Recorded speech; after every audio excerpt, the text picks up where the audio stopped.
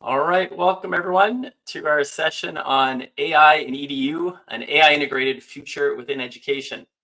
My name is Stuart Gray. I'm one of the education technology trainers with the Logix Academy extended team. I'm presenting to you today from Ottawa, Ontario, Canada, which is on the Anishinaabe Algonquin unceded territory. And I'm also a technology consultant with the Western Quebec School Board, and I'm a former classroom teacher for 10 years, a science and chemistry math teacher, and I've been in this role as an education technology consultant for 6 years now. And we're joined today by Katie as well. Hi everyone, my name's Katie and I am kind of going to be your MC, helping out in the chat and here with Stuart just providing support. So I'm excited to be here with all of you. I'm an educator down in the United States. I live in Montana. So I'm excited to learn alongside all of you today. I will be putting up some links throughout our session, and also we also have an amazing kind of chat comment area. Please join us. Let us know if you have any questions, answer our questions along the way, and just interact with us. We would love to connect with you. So thank you so much for having me, and let's just go dive in and have some fun. Great, thanks, Katie. Just want to share a tool if you want to figure out, a little bit more about the history of the land that you're on. This is a great website to use, nativeland.ca. And you can learn more about Logix Academy and what Logix provides at the links there and the social handles. Logix is a Microsoft, Google, and Apple training partner, Minecraft partner as well, and provide amazing trainings on those platforms as well as on coding and robotics. And there's a wide range of robotics tools that are available as well for purchase and for use within classrooms. So it's a great company and resource to check out. This event is all being funded by Microsoft, which is pretty amazing to make this free for educators really across the world as part of Microsoft's commitment to broader understanding of AI. Also wanted to make a note that CS Ed Week is coming up December 9th through 15th, so coming up shortly. And each day of CS Ed Week, there's live co-taught lessons that are being hosted by Logic, which if you've ever seen these before, I had my classrooms join into some of these in the past, and they're awesome. You can basically join in with a consultant or trainer and go through these lessons with your students in person in the class, and some really fantastic content that's going to be covered. So definitely recommend checking that out. Throughout the session, this deck is going to be shared with that bit.ly link that was provided at the start.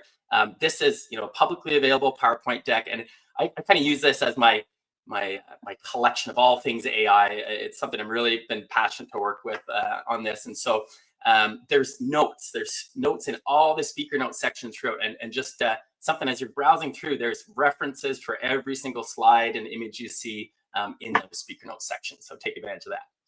I always like to start off with learning intentions and success criteria when we work with our teachers and students. And so really our learning intentions today is to learn about AI, its impact on education. And we're doing that so we can further understand what AI can do for us and how it can be utilized in education.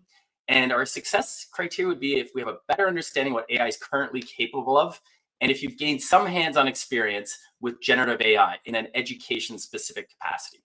So that's what we want to take away from today. So here's our kind of overview of this section. We're going to dive into a little bit very quickly on what is AI, how intelligent it is, what it can do right now, how it's being utilized currently in education, and then we're going to get into actually exploring and learning some tips on prompting, because it's really all about prompt writing. That's the magic to AI. So we're going to learn some tips on that and get some time to explore, exploring some tools, education specific ones, and look at moving forward what we can look to in the future of AI in education. So starting off with what is AI, I'm not going to go through a deep dive primer. There's lots of resources at the end to learn more a little bit about AI, but really AI, artificial intelligence, refers to the simulation of human intelligence processes by machines, especially computer systems. There's different forms of AI, which again, you can learn more about. I've hidden a whole bunch of slides in this presentation. There's like 60 more slides that if you download the PowerPoint deck, you can see more detail, but we're gonna kind of summarize some stuff today. But generative AI is the big kind of topic of the day. And Gen AI is a form of AI. It's an artificial narrow intelligence by definition. It's a limited memory AI. But what's unique is that it can generate new content or data based on inputs and training models. And it can create not only text, but also image, video, music, code, and more. And so the ability to create this new content is really what has captured the world's attention when it comes to Gen AI. And I've listed some examples of Gen AI tools down there below, but there's more and more appearing all the time. But it's pretty incredible what these things can do. And I'm going to try to highlight some of that today. So just how intelligent is AI? When we talk about this artificial intelligence, this is a quick little graph, and some of the content I'm going to share to you. First of all, I want to give a shout out to a couple people. Ethan Mollick is a professor with the Wharton School at Penn University in the States, and I had the fortunate opportunity to see him present at ISTE this past spring, and he's just like an incredible wealth of knowledge on AI and education. And so some of this content, he shared with me, and I had to share with others that I've been working with. So this is a graph that shows some of the performance of AI systems, for starting with ChatGPT 3.5, which was back in November 2022, and that's the blue bar. And these are percentile ranks of how ChatGPT 3.5 fared on some standard assessments, so advanced placement exams, different assessments that are used across, especially the United States. And again, that blue bar was in November 2022, and then the light green bar was with the introduction of ChatGPT 4. And that came only 4 months later in March 23. And then since then, OpenAI's ChatGPT has now introduced what they call 4.0 or 4 Omni, and the ability to analyze visual data and can look at, basically has computer vision, they kind of describe it. And so that has increased, and that's the dark green bar, and that's increased the ability to assess certain types of problems based on kind of image content and diagrams. So you can see that these again are percentile ranks. So right now, actually, then I should say this was based on from March 2023. This bar here, that's the bar exam.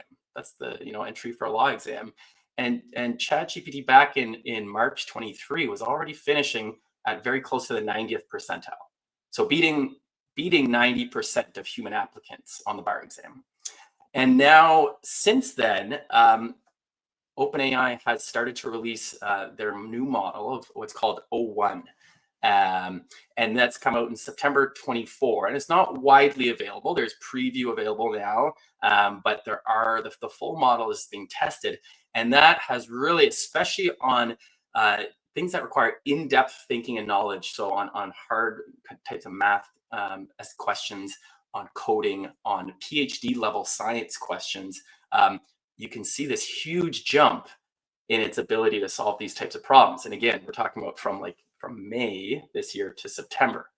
So we're trying to highlight that acceleration of it's really improving its abilities all the time at a very quick rate. And that kind of leads to this graph, which was an assessment of where did experts think that top human performance, the top quartile of human performance, would be achieved with technology. And you can see that red bar back in 2017. And then when these people were questioned again in 2023 with this advent of kind of easy access to AI, and you see how those opinions have shifted dramatically in terms of when they think that top quartile human performance in a lot of areas could be achieved with technology. So I think that that's pretty smart. AI it is intelligent. It's not a misnomer to say it's intelligent. But what else can it do? And so we're going to jump into a couple examples of what it can do. And so here's one. Oh, that's hot. Okay, and this is a joke, just in case this is not where AI is at right now. But this was an example of AI video generation in April 2023. So just over a year ago. This was like the quality of video generation that AI can produce. And we're going to jump to now. There's kind of three big players in AI video generation, I would say right now. There is Runway, there is Dream Machine, and Kling. And OpenAI is going to be releasing their platform Sora coming up. And there, I've got in the slides again, kind of hidden. There's trailers for all of them. I thought Runway's kind of trailer of what their tool can do is pretty impressive, so I've highlighted it. But I want to show you a little bit of where things have jumped in basically 1 year, because this was released. This is from 4 months ago, so it's really about 1 year from that last video you saw to what it can do now.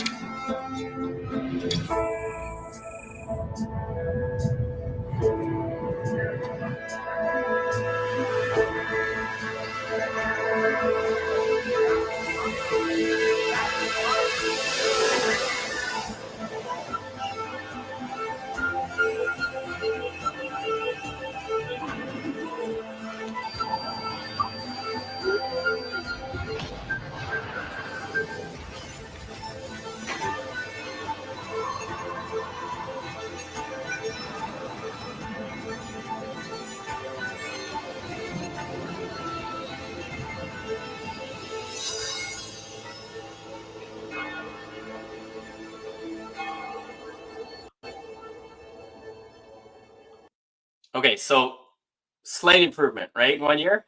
And again, it's hard to, as you're watching that, to realize, again, the caption at the start, that every single scene, every single frame of each of those videos was completely AI generated, with no modification from humans afterwards. That is all AI generated content, all the faces. So again, pretty incredible development in the world of AI video generation. And you can learn more about that in the speaker notes and the slides. But that is one area where, again, AI is really accelerating at a very rapid rate. The CEO of Netflix recently was quoted saying, AI is not going to take your job as a content creator, but someone who's skilled in using AI, they may take your job. And so it's really changing the landscape in terms of content production. So here's another example of moving from video to image, still images, but this is a image created on Midjourney, and this was shared with by Dr. Alec Kuros, another educator I want to give a big shout out to, from the University of Regina. He did a presentation with DGs and technology directors and across Quebec, and I was fortunate to sit on that. And he shared this example, what was produced in Midjourney. And on the right is the prompt. And that's what we're going to get into, seeing like all those videos. To create that quality of a video, it does require really detailed and explicit prompt design. And so, but it gives you a sense of, like, again, this is not a real person. This is not a real image. This is created all using AI. But you can see, like, even in the notes of the prompt, they're talking about trying to recreate an image produced on a specific camera with specific focal length and exposure settings. And AI can take those details into account to produce the output you want. I did a similar presentation of this for our principals back in July, and I wanted to have maybe AI write a little song for our principals to play for them. So I asked ChatGPT to create a song for our school principals about the state of AI, its impact in the classroom. And then ChatGPT came up with this I thought it was a pretty good breakdown. We did a little like refining back and forth with it, but it created verse, chorus, it's got a bridge, and it's got an outro. And then I took those lyrics and I pasted them into a tool called Suno. And Suno is freely accessible as well. And there's a link in the notes for this as well. But within Suno, you can paste those lyrics in, you can give prompts as to what details you want. So I think for this one, I said in the style, like, you can choose specific style notes. So this is indie rock, melodic guitar, male vocal harmonies, and with those lyrics, and this is what it produced. So I'm not going to play the whole thing. I like this song. I've got it. It's kind of in my head all the time. We gathered here today, principals with minds so bright, to talk about the future, how AI brings new light. From elementary halls to secondary dreams, AI's changing classrooms more than what it seems. AI in education, possibilities expand. Okay, I won't subject you any more of that if like Heartland Rock is not your style. But that's an example of what you can produce. And again, it's really you can create the lyrics very quickly using any sort of Gen AI tool, and then put them into Suno, put the notes you want. And we've had teachers in our board. I had a French teacher showing me a video of it was like a French welcome to school vocabulary song that she created and put into Suno, and she had it played up on the smartboard at the front, and all the students are dancing to it, and they had a great time. They said they really enjoyed being able to create a song specific to them really quickly. So I'm gonna jump ahead here. Another tool, just want to highlight really quickly, but what's pretty neat is Google's Notebook LM, and this is kind of a unique thing. We'll get into different AI models and what you can do where you can create these kind of customized models or customized GPTs or AI agents. And Google Notebooks LM has made this pretty easily accessible to people, where you can upload your own content. You can put your own content that you want it to reference. So I uploaded a whole bunch of like PowerPoint slides that I've used and websites and different PDFs and stuff. And it creates a summary based on that, where you can interact, you can ask questions. But what's really neat as well is it creates an audio overview. And when you get that audio overview, you can listen to it, and it sounds a little bit like this. All right, let's dive right in. We're tackling AI and education this time. A big topic. It really is. And you've sent us a ton to unpack: research articles, presentations, even some thoughts from students themselves. It's great to see that range of perspectives. Absolutely. It seems like you're really trying to understand how this technology is, changing the whole education landscape. Okay, I'm going to pause there. That is a completely AI generated, basically, podcast that took Notebook LM I think it was about 15 seconds to produce, and it makes this 8-minute clip. And if you maybe recognize those voices, it's because they're being used on YouTube a lot. People are posting content like saying it's this podcast that they've created. It's made by Notebook LM, and they put their content that they want to speak to, and then it's creating this very realistic sounding podcast very quickly. So anyways, an interesting tool, though, that's widely available if you have Google Workspace. It's available now. So we're gonna move to a couple other things where, again, we mentioned that with GPT-4o for Omni, it brought in this ability to analyze images and picture context, video as well. So it opens up this whole world of possibilities where instead of just writing questions or prompts through text, you can input images and do things. I'm going to jump through a bunch of these really quickly. You can learn more about them in the notes, but some of the things it can do. It can solve a maze. If you ever really want to impress someone solving a very complex maze, you're like, but I don't have time to do this, but I want to impress them. Here you go. Here's my solve maze. All right. You can get it to analyze still frames from a movie, and it can tell you what the actor was, what the movie was, and even what they were saying at that specific point in the movie. It can help you navigate the crazy world of USB protocols. And this is kind of a test I do with my friends who think they're in technology and know technology. I'm like, okay, you need to be able to break down the difference between USB A, B, C, micro, mini. You got to know those. And this can help you if you're stuck on those. It can help you lower a bike seat. If you're not sure how to do that. It can help you create a dish, like a beautiful, you're looking at this looks incredible. I want to make that. It can help you do that. And it's like very, very accurate in the breakdown on the side.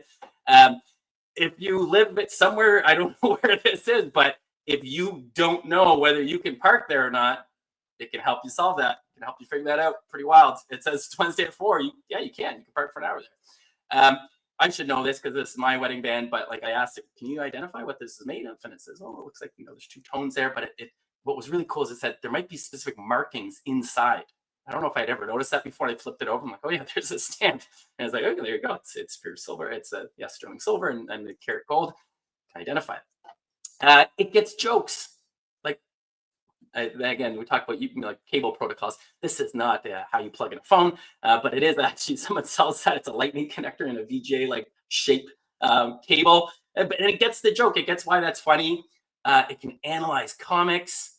So you can give it this frame, and it can break down and be like, this is, in essence, the comic conveys the idea that even when people think they're in agreement, misunderstandings can exist. And it's only through effective communication and adjustment that true consensus can be achieved. It understands that from the comic. It can help you code. This is a super simple example. Brick Breaker, that's no problem. Now, the jump from this like in the spring to what O1 can do with coding is mind-blowing. Yeah, it can really do some very advanced coding now, but that was just a quick example. It can even recreate images based on human brain activity and analyze brain activity and try to recreate the image that a person might be seeing in that case. And it may potentially completely revolutionize the world of drugs and pharmaceuticals, because it can analyze and predict protein folding, which is this is AlphaFold 3, and it's really, a lot of people are saying this could be like a revolutionary breakthrough in drug creation and pharmaceuticals that could really create these targeted medications with very little side effects and counter effects. And so that is another area that it's really being explored in. So with all this in mind, you're probably really shocked to know that it can also solve an algebraic expression worksheet. Like, hate to say, a student can post in that algebraic expression worksheet. It's not too challenging for AI to solve that. Or identify, parts of an animal cell and break down those organelles for them and what they do. But again, we're going to talk about the benefits for students as well. Like, it can help them with that studying and understanding the role of each of these organelles. And there's created this whole shift then again for this potential for student use and for the idea of having a really knowledgeable and skilled tutor accessible to them at any time. And again, we're not going to dive into too much of like the age restrictions and things for student use. We're going to focus kind of on teacher use today, but there are tools like Khan Academy has their own custom ChatGPT where it works as a really good tutor. Again, I recommend checking that out. And I'm going to jump into another example. This is not widely released yet, but this was a video that OpenAI released with what GPT-4o for Omni could do potentially in the future when it's paired with a certain device like on an iPad. And this is Saul Khan and his son demonstrating this. I'm going to jump to a specific spot. OpenAI invited myself and my right here. That's correct. Now, looking at the triangle, which side do you think is the hypotenuse? Really, Remember the hypotenuse? I'm not totally sure. I think it might be this one, but I really am not sure. This side AC. You're close. Actually, side AC is called the adjacent side to the angle alpha. The hypotenuse is the longest side of a right triangle and is directly opposite the right angle. Can you find which one is the hypotenuse? Oh, okay, I see. So I think the hypotenuse is this really long side from A to B. Would that be correct? Exactly. Well done. Now that you've identified. All right. So, there's an example of that live interaction and feedback. And it's not giving the answer. It was reminding, Saul's son there of what the definition of a hypotenuse is and prompting him to find what that is. And it's reacting in real time to the inking he's doing on the iPad screen. Saul Khan's son definitely knows what the hypotenuse is. That he's the founder of Khan Academy. Pretty sure his son's probably pretty strong in math. But it's a neat example of, again, what it can do potentially in the future. It can also do real-time translation. I'll just show you a real quick example. Hey, ChatGPT, I'm here with my coworker this today. This isn't anything that new, but hey, how's it been going? Have you been up to anything interesting recently? Hola, ¿cómo te ha ido? ¿Has hecho algo interesante últimamente? Hola, bien. Sí, un poco ocupado aquí preparando un evento para la semana que viene. Hey, I've been good. Just a bit busy here preparing for an event next week. So again, we've had different translation tools in the past, but these new AI-based translation tools work extremely well where they listen for context and the pauses and when it's the right time then to intervene and translate. So they function, very well. And I'll show you one last kind of clip of what's kind of possible with some of these tools. Is the king in residence at the moment? Yes, it looks like the king is in residence right now. The royal standard flag is flying above Buckingham Palace, which is the signal that the monarch is present. How exciting to be there while the king is home. Try and tell me exactly what they're doing right now, please. Right now, the ducks are gently gliding across the water. They're moving in a fairly relaxed manner, not in a hurry. Occasionally, one of them will dip its head under the water, probably looking for food, and then pop back up. I even know when a taxi is coming with its orange light on. I think I'll hail it to get home. Yes, I spotted one just now. It's heading your way on the left side of the road. Get ready to wave it down. Great job hailing that taxi. It looks like you're all set to go. That's a good dog right there, leading the way into the taxi. Safe travels. Okay, so there again, that was a demonstration, not widely available right now, but of what AI tools could do for accessibility going forward. Some really great potential with that. So we're going to jump ahead here and look at, I think again, it's pretty impressive what AI can do right now. Really some amazing applications, but is anyone actually using it in school? And I know you probably all have your own answer to that. But it's a quick survey. Some U.S. teachers, there were about 4,000 teachers, parents, students in this survey that was conducted back in May. And 50% of teachers, K-12 students, undergraduates, and parents, like it was 49, 52 in this survey, used it once a week or more. And so again, I think we maybe, if we haven't been asking our students and haven't kind of getting a sense of the pulse of schools, it may be happening more than you think. We had one of our teachers, a grade 11, teaches a grade 11 psychology elective at one of our schools, and just asking students, like, what are they using it for? And again, the majority were saying they're not using it for writing their essays or completing, assignments. They're using it for research. They were using it for summarizing documents. Those were overwhelmingly the responses that they gave. There's a lot of anecdotal stuff, and that's why there's a whole bunch in other, but the comments were very similar. They used it for kind of deepening their understanding of something or helping them further understand something before completing work. And this was something, again, Ethan Mollick shared just with teachers. What did they find AI right now is really helpful with them? And we're going to get into some class-specific examples, but coming up with creative ideas for class, helping with lesson planning and prepping instructional material, creating worksheets and examples, and even creating some formative assessment quizzes or tests. It can be pretty helpful with that when we structure things in the right way and we craft our prompts in the right way. So I just wanted to highlight some of those, and we're going to get a chance to explore that. So I'm all in on AI. When I first started exploring this, and Ethan Mollick often says, like, I can't remember the exact quote. It's you need a couple sleepless nights, and I've definitely had a few sleepless nights of like exploring AI, like staying up way too late, exploring AI and diving into what it can do. And when you do that, though, and you really start to test the kind of limits of what it can do, it's pretty incredible what it opens up in terms of your own thoughts of what you can have AI help you create. But it all comes back to a good prompt. You're not going to get the results you want, or you're not going to be impressed by the results you're looking for without being able to craft that good prompt. And in short, you need detail. A term that's been used for a long time when we talk about technology is garbage in and garbage out. If your input is not constructed the way you want, your output is not going to match what you're looking for. So this is a chart from Microsoft produced this one and thinking about elements of a good prompt. And I thought it's a nice clear breakdown of pieces you want to think about in your prompt. You need to think about a persona. What is the role that you want the tool to take on? In this case, a helpful tutor. Then the objective. What do you want the AI to do? So in this case, explain the process of photosynthesis. Who's your audience? Who should the AI be creating that response for?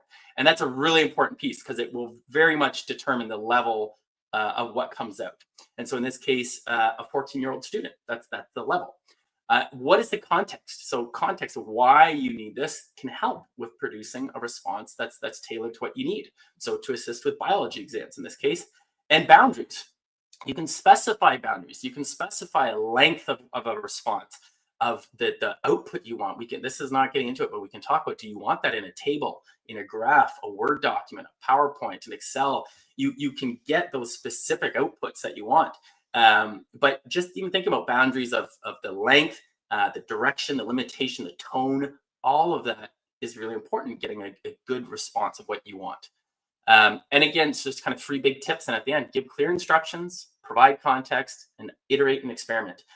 What's neat about using AI, and as we do start getting into opportunities for students to use that with tools that are appropriate for their age and that are approved for their use in their age, it's a great introduction to the design thinking process of iterating, experimenting, revising, and repeating that process and learning from what you've done. And I try to basically make a bank of all the prompts that you use that work. Thankfully now, like ChatGPT and Copilot, like they keep track of your prompt history now with those tools. But even still, like having a OneNote, having a Word doc where you track what's worked for you, what are the prompts that have worked. It's a really good thing to kind of keep track of that, because then you can revisit those and not create them from scratch and go back and iterate from that. When we talk about, again, the detail, this is an example that Ethan Mollick shared of an AI mentor for students. And it's incredible the results you can get from this. And the nature of the interaction, when you structure your prompt like this, you're priming the AI to act in a certain way. And it acts then as a very realistic, like a mentor, where it's not, again, just giving answers right away. It's asking for prior knowledge. It's making students identify what their goals are, and it will do that based on this structure. And there's all these examples are shared in the links, and we're going to get into a prompt library that's available for starting point. But that's an example. A couple different roles that you can think of AI acting in. It could be a mentor, a tutor, a coach, a teammate, a student, a simulator, a tool. These are just some applications. And then Matt Miller is, if you've never heard of Matt Miller, he has a website, ditchthattextbook.com podcast, and he created a book on AI usage. And he's got some great examples of like thinking creatively of what you can have AI do. What are some of the things it can do in the classroom? And so, just, I'm not going to highlight all these, but using it as a deeper source of knowledge, examples, remixing student work, you can debate it, you can ask for advice, you can, look at to take products and make them better. How could it be improved? Creating personalized learning experience. It's incredible what you can do to then create specific text for students with their interests very quickly. Like, think about how long it would take to find text for each of your students' specific interests. But if you've got a list, you could paste in, I want this, a reading passage at this level for these students in my grade.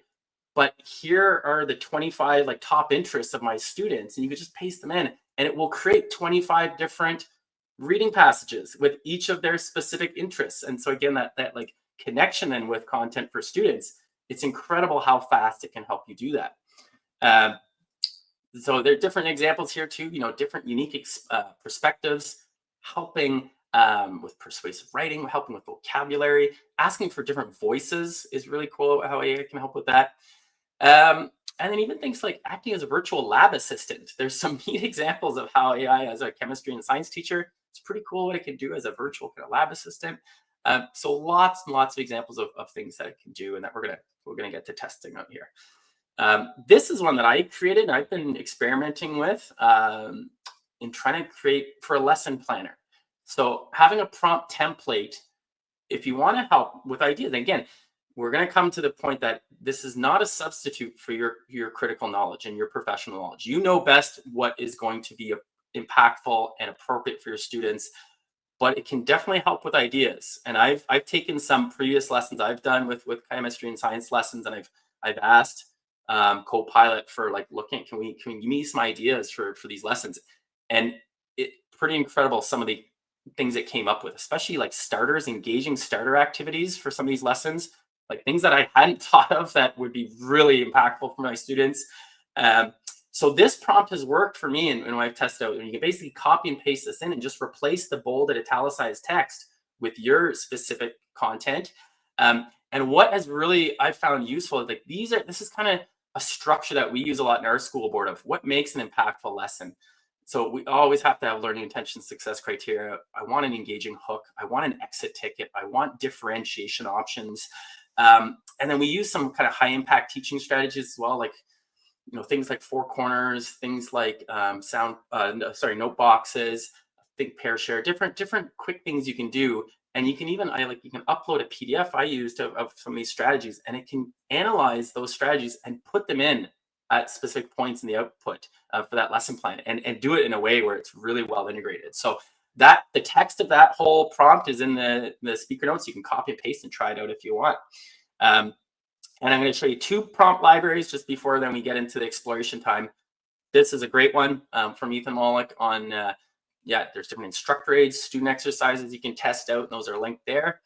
Another one from, this is a website called AI for Education, and they've got this prompt library they've created as well, with all these different tasks, you know, think about not just for lesson planning, but different roles that we have as educators, things we might need to do. It's an example of some prompts you can explore with that. So this brings us to, we want to explore. Okay, I want to give you some time to explore. And I think we can do, I'm going to say 10 minutes, because I do want to come back to a couple things at the end. So I'm going to put up a little timer on the screen here.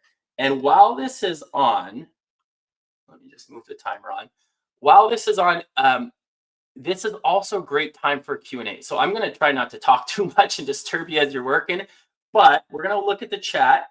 And if there's any questions, please put them in the chat right now. And you know, if it's something we just can answer via text, we'll do that in the type response. But also, there's might be some things I can highlight and speak to a little further if you want to know any more about experiences with specific tools. But the key thing is use that link. I'll go back one slide. Actually, sorry, I'm going to go forward one slide.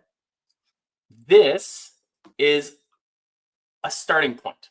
As I said, there's tons of AI tools you can use, but this is something I use with our teachers of where should we begin? And you know, you might have access, depending on the board you're in, to different tools, but I always get people to start with Copilot because we have Microsoft licenses and we've got it accessible. It has commercial data enterprise protection where it's not using your prompts to train the model. So that's kind of the direction we often go, but you can use, again, ChatGPT. You can test out Notebook LM if you have access to Google Workspace. So you know, you can test those out. And what I want you to think about, and those are some large language models. There's education's specific tools as well, like Khan Academy's Khamigo, which is really interesting to check out, and that's free now for Canadian educators. And I love promoting Khan Academy because they've stuck to their mantra of it's free for educators for life. They have not changed that. That tool is completely free to use, and it's very powerful. And then if you want to focus more on the image, video, audio generation side, there's some options here you can test out. And then just again, a reminder, those prompt resources, prompting libraries. So if you use the bit.ly link, you can bring up this slide. This is on slide. I will find the specific number here. But yeah, you can scroll down. I'll find the number in a second, paste in the chat. But you can scroll down, you can find this. And I want you to think about explore, but in those 10 minutes, start with a outcome in mind. Start with a specific outcome in mind, because we've got 10 minutes. So think about something that you want to do, test AI to do, that you could implement in your classroom, ideally in the next couple weeks or months, something that could help you with your current reality and your role. So start with that in mind. And then, the example I gave maybe was think about, can we do some lesson planning with Copilot? Can I have Copilot help me with some lesson planning? That's an example, but you can choose, what works best for you. So again, everything can be found at that link, and I will start the timer now.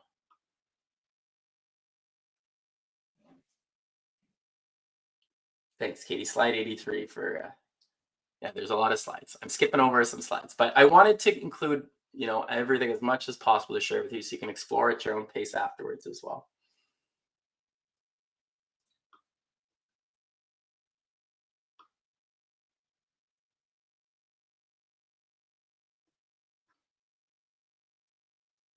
I see a question from Heidi. What was the prompt for the video? I'm just trying to think. Was it the trailer video of? If you want to write which specific video, because I mean there was one that was Will Smith eating pasta. That was that was the first really bad AI video that got really popular on the internet. But then the next one was a compilation of stuff from Runway. And so it was a whole bunch of different clips that they had compiled, but they were, again, all unedited AI generated video outputs that they spliced together for their, yeah. So that's, the promo video is from the tool called Runway. And it's actually on that slide as well, more of the details about the site, but I'll paste it in the chat there too. Yeah.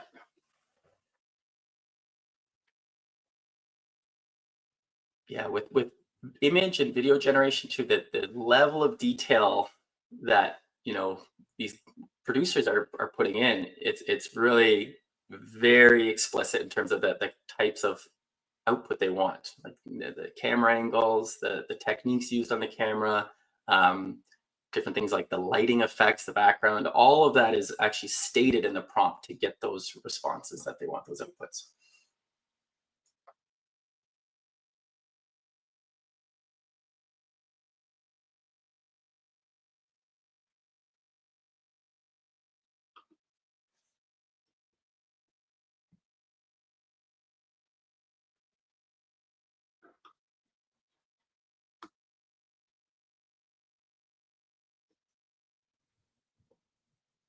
Yeah, so I had a question too about saving, saving your chats. As long now as you're logged in with an account for Copilot, so there's kind of two different models for access to Copilot, whether you have a organizational M365 account or whether you have a personal Microsoft account.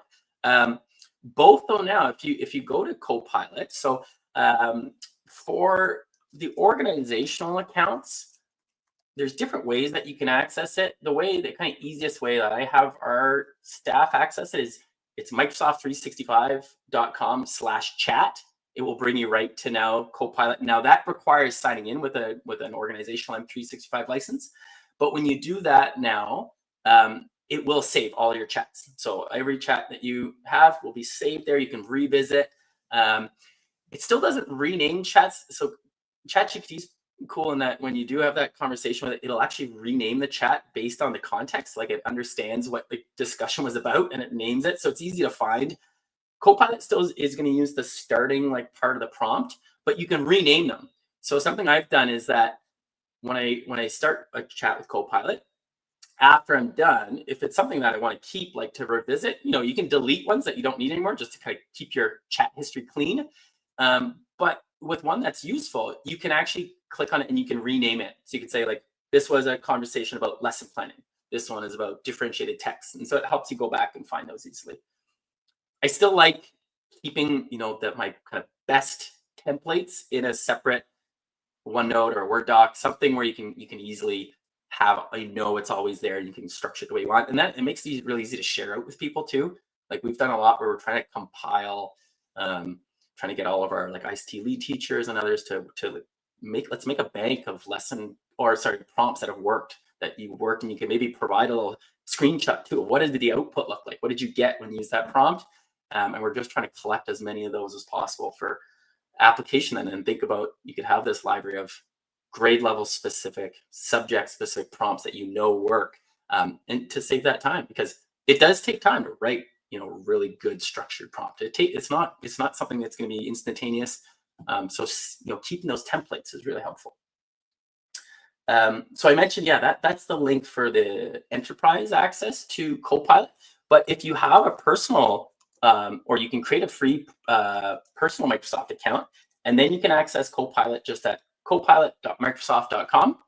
And it's also, again, it's built on ChatGPT 4, so it's running very current models, and you can access that for free with a free Microsoft license, and it's getting upgraded all the time too. Where just the other day I was checking out the personal version, and you can have really natural voice conversation with it now. That was just recently introduced in ChatGPT as well, depending on if you have a free license or a paid license, you can have access to that. But Microsoft's made that voice interaction in the free personal version, and it's I really recommend testing it out. Go to copilot@microsoft.com. If you have a personal Microsoft license or account, you can use that, or just create one. And it's amazing the natural conversation you can have with the AI. And it's some interesting personality come out too. I was making jokes, all sorts of stuff. So we're checking it out.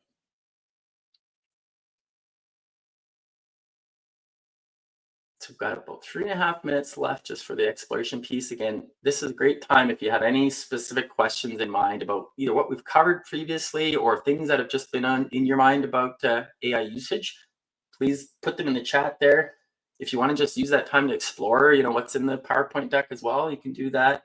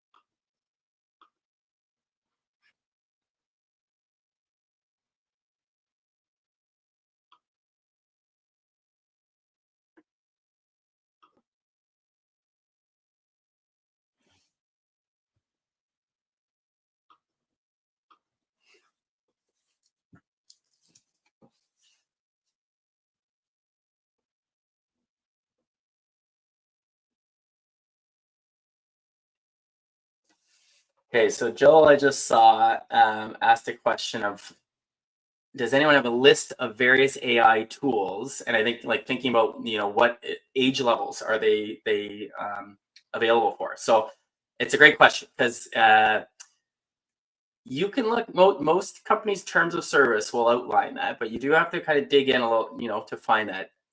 The safest way to think about that is the majority of platforms right now are 18 plus. If we think about, if you want to dive into individual ones, but the majority start off saying 18 plus. And so again, that really limits access for students that are in that K-12 level. Different tools have started to say it's okay 13 plus. Usually they have conditions that, again, there should be parental consent. And again, that's a school board by school board decision or school by school decision, depending on the board, where you want to really explore that and make sure, again, that's I think the best thing to do, honestly, is just send out an information form to parents. If there was going to be a tool that students are going to use, send out the details of it where they can see the privacy policy if they want, and just make sure they're comfortable with students using that. But so things like right now, like Copilot is still listed for students 18 and plus. I've seen information that's going to be changing to be 13 plus in the future. And same with Google Gemini right now in Canada, anyways, still 18 plus. In the US, I believe now it's shifted to 13 plus for Google Enterprise Workspace for Education accounts. But again, it's different by tool. Canva says their AI suite of tools is available for 13 plus. So there's lots of image and video generation you can do in Canva, even text generation, and that does outline that it is accessible for use of students 13 plus. There's not many tools, I would say, that if you follow their terms of service closely, say students under 13 can use them. And so that is something to keep in mind. It doesn't mean that as an educator, you can't be demonstrating that tool with a student alongside you and do the interaction, like do the prompting for them, review responses with them. But in terms of individual student use, the majority say, 13 or 18 plus, depending on the tool. All right, so there's our timer. And so hopefully, there's a lot to explore, but hopefully you chose one tool to look a little for that, test out one of those prompts from the library or something you've had in mind yourself. And something we like, I like to always do is a turn and talk. If we're in person, we do a turn and talk. In our environment, we could do a virtual one right now. So if you want to paste in the chat, that'd be great. If you've got a concrete way you can envision using AI in your role this year.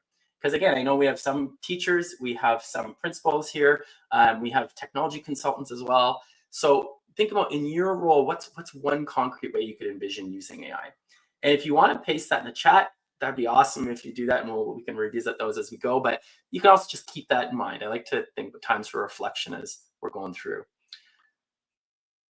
So moving forward, I want to think about just some things when we talk about AI usage, and again, the impact it is having. I think why I wanted to highlight all those things of what AI can do is, for me, like when you see what it's capable of right now, it's very clear, like it's going to be ingrained in education going forward. There's no way with the capabilities and the things that AI can do, it's going to be it's going to be ubiquitous in terms of student access going forward. So we want to think about, the big piece, and I hear our teachers say the same thing. It's like, well, it makes it really challenging for assessment, right? It makes it really hard for assessing the way we traditionally have, especially in different subjects. And so again, there's been a big push to like, well, can we use AI to detect AI generated content, like a plagiarism detector? And this is again a LinkedIn post from Ethan Mulliken, just said that he has his students actively use AI and large language models in his classes. And he said that after a few rounds of writing prompts and writing revisions, his students' work completely fool any sort of tool that claim they're an AI detector. It's been found that, again, it's hard for these AI detection tools to keep up with AI models, and just it's not hard for students to rework something to make it so it's really undetectable. And a big problem with this is that it's also flagging non-native English speakers at a significantly higher rate than native English speakers based on how models are created. And so that's created all sorts of issue where people are being mistakenly accused of plagiarism when that was not the case. But it's because these AI detection tools were flagging student work as being plagiarized when they weren't. And their learned language is a big part of that. And Richard Clutter, the CEO of ISTE and ASCD, had this comment about it's interesting to see how much people are caring about cheating right now when there's research done by Stanford for Stanford University that's showing that levels of cheating has not changed. It's not changed since the advent of Gen AI tools. They've done lots of studies that's showing that level overall hasn't changed. If students want to cheat on certain assessments, the advent of the internet made that pretty easy to do, right? And so, it just highlights the moral of the story is that cheating, it's a cultural issue, not a technological one. It's not about the tool that's available at the time. So we think about, again, summary from Matt Miller, like the current state, it's true that students can use Gen AI tools at home. They might be using them to work on their assignments, and it's hard for these tools to catch them. And so we've got to think about and address these concerns. We may have to look at, revising the way we assess in classes. And again, I know that's not an easy thing, but it's something we got to start the conversation on. And again, this comment, I like this one. We've been here before and we emerged better from it. Like, nobody's saying we should ban internet access in schools because of concerns around cheating. Like, we realize that it's an essential tool, right, for student learning in this day and age. This is, I think, a nice little, transition. Just thinking about where do you feel as an individual educator, as a parent, maybe as a school, like where do you feel is the line where it's okay again for student usage versus when does that become a misrepresentation of a student's abilities in terms of what they can produce? And so it's a little, a chart to kind of keep in mind of thinking, there are things that we can have an AI help us with that it's not misrepresenting our abilities. It's helping us become better. It's helping us become more knowledgeable and still creating authentic work.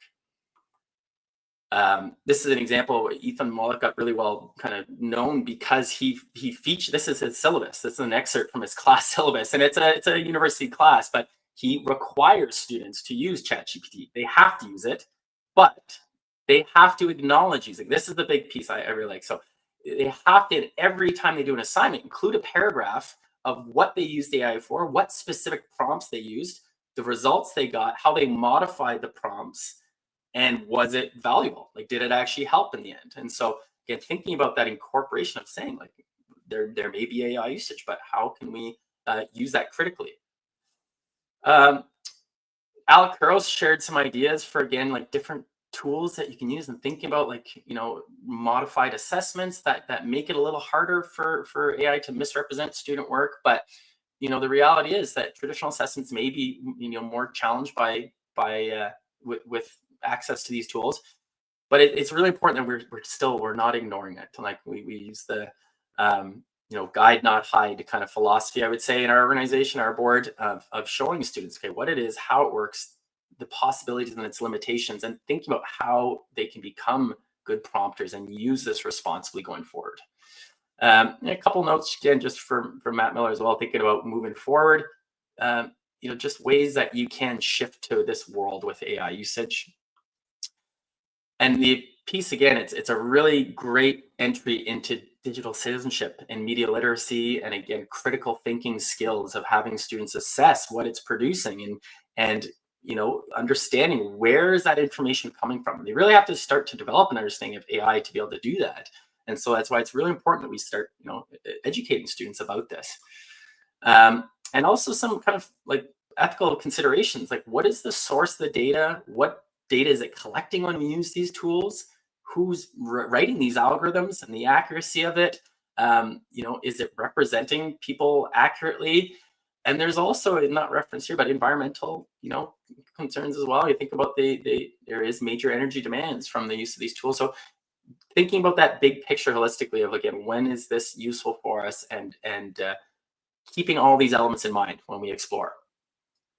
And I'll jump ahead here to kind of last quote here. This was Ethan Mollick as well has stated this, that, in this world of ubiquitous AI, there's a concern that, well, we're like being replaced and we don't need this expertise anymore. But, most people you speak to have explored this in detail say like that's really, it's not true. The baseline knowledge and expertise matters more than ever. You have to be able to have people critically analyze what AI is producing to say, is this accurate? Is it valid? Is it considering all perspectives? And so that training matters more than ever, and education matters more than ever in this day and age. So that's kind of a summary of the big pieces from today. There's lots of additional resources in the slides that you're welcome to explore. You want to learn further. Some great video resources if you really want to like nerd out on learning deeply about AI. I tried to collect some good videos explaining, how large language models work, how does machine learning work, how do these neural networks work, and so there's some great content. IBM makes some really good videos breaking that down. So yeah, you can explore those details. You'll have access to the resources, and just revisiting our learning intentions and success criteria. Hopefully, we've met these today. learning a little more about AI and its impact in the EDU, thinking about how it can be utilized in education, and gaining a stronger understanding of what it's currently capable of, and a little hands-on experience. And something we like to leave with, again, you don't have to share this, but just think to yourself as you're leaving today, what are 3 key takeaways for you? What concepts that we explored today square with your prior knowledge and your pedagogical beliefs, and what questions are still circling in your head? And again, reach out to your communities, your professional learning groups, and discuss those questions. If you've got a group that you want to share these 3 things with, I find that's really helpful to consolidate learning from sessions and take it going forward. And then reach out to your communities and continue those conversations. You can feel free to connect with me too. In that first title slide, in my intro slide, there's my social kind of handles are in there, and I'd love to engage with conversations about this with anybody who's interested. And with that, I just want to say thank you, and I want to thank Logix for organizing this day. Katie's been a huge part of organizing all this. It's like it's a big job to get a session like this coordinated. Pretty amazing to see so many educators spending their Saturday joining a session like this as well. That just like fills me with hope for the future of education, where people have that commitment to professional growth and professional development, that you want to learn more about these things and be knowledgeable about this for improving our students' outcomes and their experiences. So there's always a feedback form for every session that's run with Logix, where we really appreciate if you take the time to fill feedback out. For me as a presenter, I really try to look at every piece of feedback I get to improve things going forward. But yeah, you can complete that if you want to provide any feedback.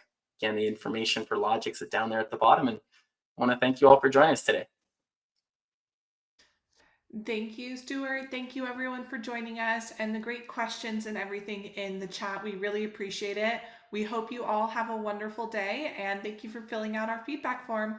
Bye, everyone. Bye, everybody.